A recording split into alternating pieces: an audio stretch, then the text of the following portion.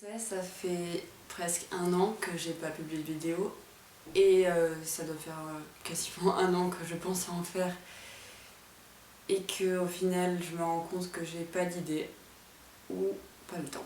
Ce qui s'est passé en fait depuis cet été, c'est que j'ai déménagé, donc j'ai pris un appartement en ville près de l'université et j'ai aussi un travail. Du coup, pour faire des vidéos, c'est un peu plus compliqué parce que j'ai pas le temps et honnêtement, en fait, j'avais plus trop la motivation non plus. Je me suis rendu compte que les vidéos que j'avais réalisées sur la licence de lettres classiques avaient énormément plu, en particulier celles sur le grec et le latin, donc je suis au regret de vous informer que je ne fais plus de grec et de latin parce que j'ai choisi un parcours professeur des écoles en L3, même si je veux pas être prof, parce que j'avais plus les moyens d'effectuer les fameux trajets dont je vous parlais entre les deux villes. Donc ce parcours professeur des écoles me permettait de faire des économies puisque je n'ai plus à me rendre dans l'autre ville. Du coup, je n'ai plus de cours de grec et de latin. Au final, je sais pas trop si c'est bien ou pas, mais je me rends compte que j'aurais pas fait une poursuite d'études là-dedans et que faire un an et demi de distanciel, ça va trop pourrir mon niveau. Et j'ai juste plus envie de faire ça. Du coup, là, pour l'instant, j'essaye de finir l'année, puis après on verra. Vu qu'en ce moment, je donne des cours particuliers de français et de rédaction, je me suis dit que je pourrais vous donner quelques techniques que je donne à mes élèves, en particulier ici, pour trouver une problématique facilement. En gros, je vais vous faire un partage d'écran, donc du texte sur lequel on va travailler, et je vais vous donner ma technique pour trouver une problématique facilement. C'est vraiment en dernier recours, genre si vous avez aucune idée par rapport au texte. Donc on va commencer avec le texte Le Dormeur du Val d'Arthur Rimbaud. D'abord, je vais le lire, et puis après, on va relever les champs lexicaux. Et c'est à partir de ça qu'on pourra faire notre problématique. Le Dormeur du Val, Arthur Rimbaud. C'est un trou de verdure où chante une rivière, accrochant follement aux herbes des haillons d'argent, où le soleil de la montagne fière, lui. C'est un petit val qui mousse de rayons. Un soldat jeune, bouche ouverte, tête nue, et la nuque baignant dans le frais cresson bleu, dort. Il est étendu dans l'herbe, sous la nue, pâle dans son lit vert où la lumière pleut. Les pieds dans les glaïeuls, il dort. Souriant comme sourirait un enfant malade, il fait un somme. Nature berce-le chaudement, il a froid. Les parfums ne font pas frissonner sa narine. Il dort dans le soleil, la main sur sa poitrine, tranquille. Il a 2 trous rouges du côté droit. Bon alors déjà, ce qu'il faut savoir, c'est que quand on formule une problématique, il y a en gros 3 niveaux dans la problématique. C'est-à-dire, c'est quelque chose qu'on a vu en cours. Avant de formuler la problématique, tu te demandes de quoi parle le texte, quel est l'imaginaire du texte, donc en gros qu'est-ce qui est sous-entendu, et de quelle manière c'est dit. Donc là, par exemple, on a un soldat qui dort dans une sorte de vallée, il est étendu dans l'herbe, tout autour de lui a l'air beau, a l'air bien, la nature, il fait beau. L'imaginaire du texte, au final, le soldat, même si on croit qu'il dort, en fait, il est mort. Et de quelle manière c'est dit, on se rend compte qu'on a énormément de figures de style. Donc, avant d'essayer de formuler la problématique, on va relever des champs lexicaux.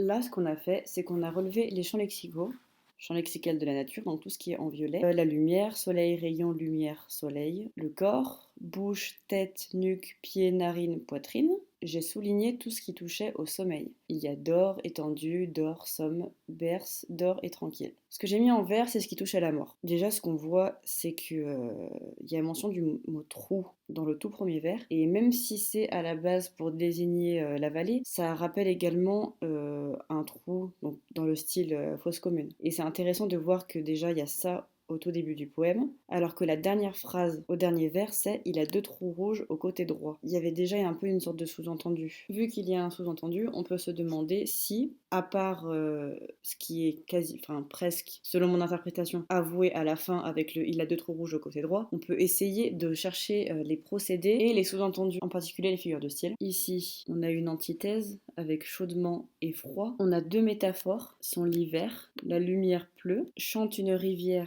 c'est une sorte de personnification. On a d'ailleurs la montagne fière aussi qui peut être une personnification. Même si certaines figures de style n'ont pas de rapport avec ce qu'on va vouloir dire dans la problématique, on peut quand même les relever au cas où. Tout ce qui est lié en fait au champ lexical du sommeil, on peut se demander en particulier pour dort si c'est pas un peu un euphémisme parce que l'auteur va utiliser le verbe dormir pour au final désigner le fait que le soldat est mort. Donc il atténue en quelque sorte. Avec nature, on a 2 choses. Ça peut être une personnification parce que la nature c'est pas une personne donc elle peut pas bercer en général. Donc soit une personnification, soit ça peut être une allégorie parce que la nature ça existe mais c'est aussi un concept, une idée. C'est une idée qui est amenée à faire une action aussi envers le soldat. En fait la nature ça peut être une idée abstraite Et là, elle est amenée de manière concrète puisqu'elle effectue une action envers le soldat. On a aussi la répétition de il dort, il fait un somme et il a froid. Donc on peut avoir un parallélisme de construction. D'ailleurs, on peut revenir sur l'antithèse entre chaudement et froid parce que chaudement, donc c'est les rayons du soleil qui sont apportés par le soleil, la nature, et le froid, c'est le soldat qui est mort. Donc on a bien un contraste qui s'opère et qui est déjà sous-entendu dans le texte. Bon, déjà à partir de là, on a la possibilité d'essayer de confronter les champs lexicaux. D'un côté, on va avoir la nature. On a la lumière. Donc là, j'ai mis les champs lexicaux. La nature en violet, la lumière en jaune, le corps en bleu, la mort, c'est ce qui est en vert. On peut d'ailleurs y ajouter aussi froid. Et le sommeil, ce qui est souligné. Là, ce qu'on va faire, c'est qu'on va se poser la question des rapports entre les différents champs lexicaux. Donc s'il y en a qui s'opposent, qui se complètent, qui font une action ensemble. Par exemple, on sait dans nature, berce-le chaudement, il a froid. En quelque sorte, l'auteur, il demande, voire il ordonne, avec berce qui est l'impératif, à la nature de bercer le soldat. Donc, la nature effectue une action envers le soldat, donc aussi envers le corps. On peut se dire, ok, la nature, elle effectue une action envers le corps. La lumière, elle fait quoi? Elle fait partie de la nature, donc elle effectue aussi une action envers le corps. Et la lumière, en général, c'est quoi? C'est ce qu'on voit quand on est en train de mourir. D'ailleurs, il y a un rapport avec la mort, puisque c'est ce qui est sous-entendu à la fin du poème, en sachant qu'il y a un euphémisme par rapport à la mort, puisqu'on utilise le sommeil pour la désigner. On a parlé de la nature, de la lumière, du sommeil, de la mort, le corps, donc l'action de la nature vers le corps, du corps vers la nature, de la lumière vers le corps et le rapport entre la lumière et la mort, le rapport entre le sommeil et la mort, le corps froid, il est froid parce qu'il est mort. Donc à partir de là, on peut essayer de formuler un début de problématique. En sachant qu'une problématique, ça peut commencer par comment, de quelle manière, en quoi. J'aime bien parler de ce qui est dit dans le texte, ce qui est sous-entendu et la façon dont c'est dit. De quelle manière le corps est-il accompagné par la nature dans la mort par le biais de procédés littéraires et stylistiques. Donc le corps, il est accompagné dans la mort par la nature, puisqu'on a bien la nature qui berce le corps et le corps qui est mort, par le biais de procédés littéraires et stylistiques, puisque le sommeil est un euphémisme pour la mort, il y a beaucoup de figures de style. Sinon, on pourrait éventuellement essayer de faire une problématique. Là, on pourrait faire la problématique dans un autre sens, en partant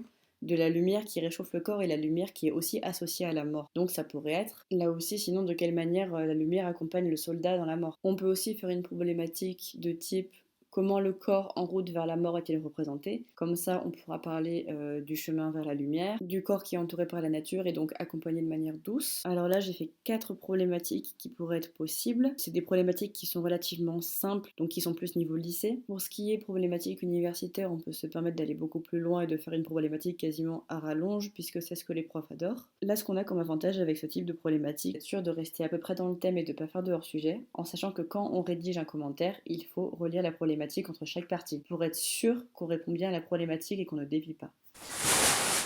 Donc ce qu'on a fait aujourd'hui, on a cherché des champs lexicaux et on a essayé de trouver les rapports qu'il y avait entre eux pour formuler une problématique. Cette technique, je la conseille si jamais vous êtes en grosse galère pendant un examen et que vous avez juste pas le temps, ou si vous avez un commentaire par exemple niveau lycée où on vous demande pas de faire des problématiques à rallonge comme à la fac. Moi je sais que c'est une technique que j'utilise si jamais j'ai en particulier quelque chose qui est très axé sur la stylistique. Pour un commentaire composé, ça peut être assez pratique si jamais on a peur de faire un hors-sujet, parce qu'on se base vraiment sur des éléments du texte et pas sur une idée qu'on se fait. Sinon, à part ça, je voulais vous demander si vous souhaitiez que je fasse d'autres vidéos sur la fac, puisque j'ai constaté que celle sur le grec ancien et le latin, ainsi que celle sur le programme de lecture de lettres classiques en L1 avait beaucoup plu. Du coup, je me demandais si j'allais pas en faire une sur la L2 et la L3, sachant que là j'ai pas mes livres de L2 qui sont chez mes parents et j'ai mes livres de L3.